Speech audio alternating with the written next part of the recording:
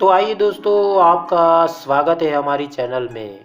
और मित्रों, आज हम कुकू कोयल की कहानी देखते हैं। एक बार ढोलकपुर जंगल में कुकू कोयल बहुत ही मीठा गाना गा रही थी। मैं हूँ कुकू कोयल, गाती हूँ सुंदर मीठा मीठा गाना, तुम अब भी सुनकर आ जाना, आ जाना, आ जाना। उसकी आवाज़ दूर दूर तक सबको सुनाई दे रही थी। तभी उसकी आवाज़ सुनकर एक जादूगर वहां आता है और उससे कहता है, वाह कुकू कोयल, तुम्हारी आवाज़ तो बहुत मीठी है, बिल्कुल खरा सोना है, सोना, हाँ सोना। तभी जादूगर आबरा का डाबरा बोलता है और कुकू कोयल से कहता है, तुम अब से जब भी गाना गाओगी और गाते समय अगर तुम्हारे मुंह से एक भी बूंद पानी के नीचे गिर गई तो वो बूंद सोने में बदल जाएगी। लेकिन तुम्हें एक बात का हमेशा ख्याल रखना होगा कि तुम कभी ऐसे लोगों के सामने नहीं गाना जो तुमको किसी भी तरह से नुकसान पहुंचाए। ऐसा बोलने के बाद जादूगर वहां से चला जाता है। इधर कुकू कोयल फिर से गाना गाने लगती है।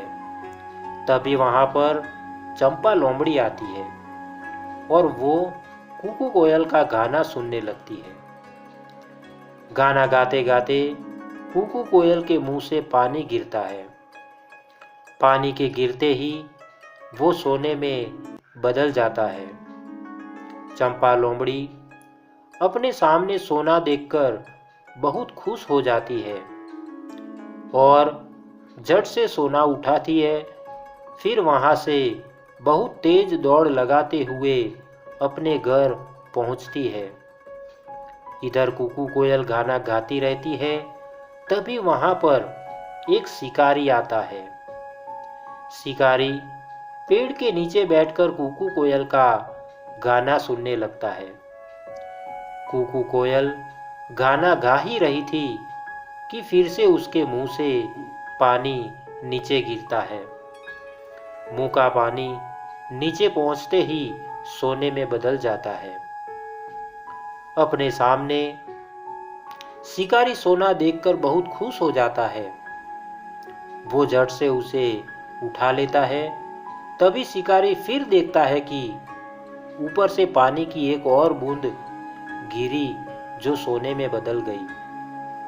शिकारी फिर खुश होता है और उसे भी अपने पास रख लेता है।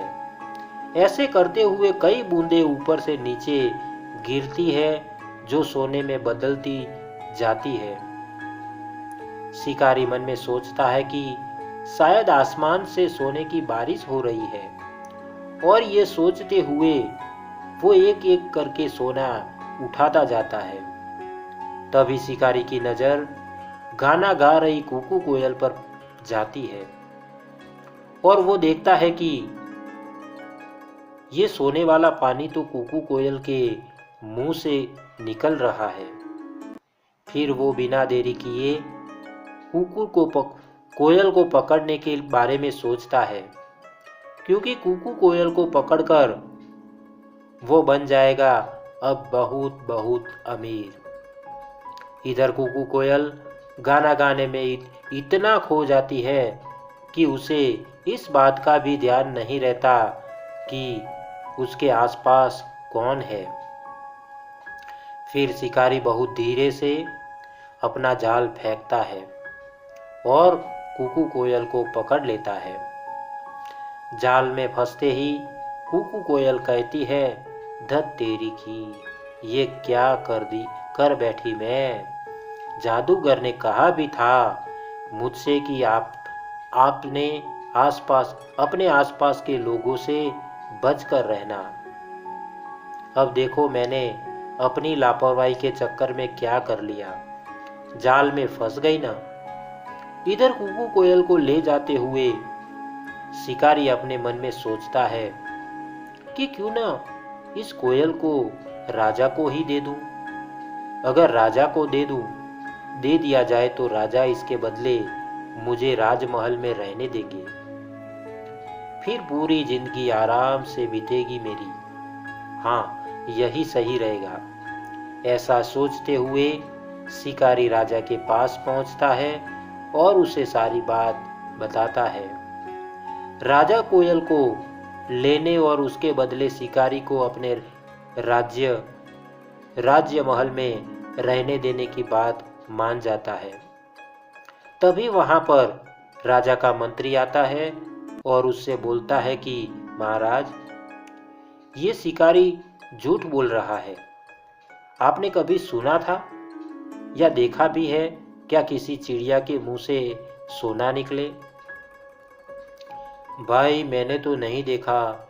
मंत्री की बात सुनकर राजा शिकारी से कहता है कि पहले मुझे सोना दिखाओ।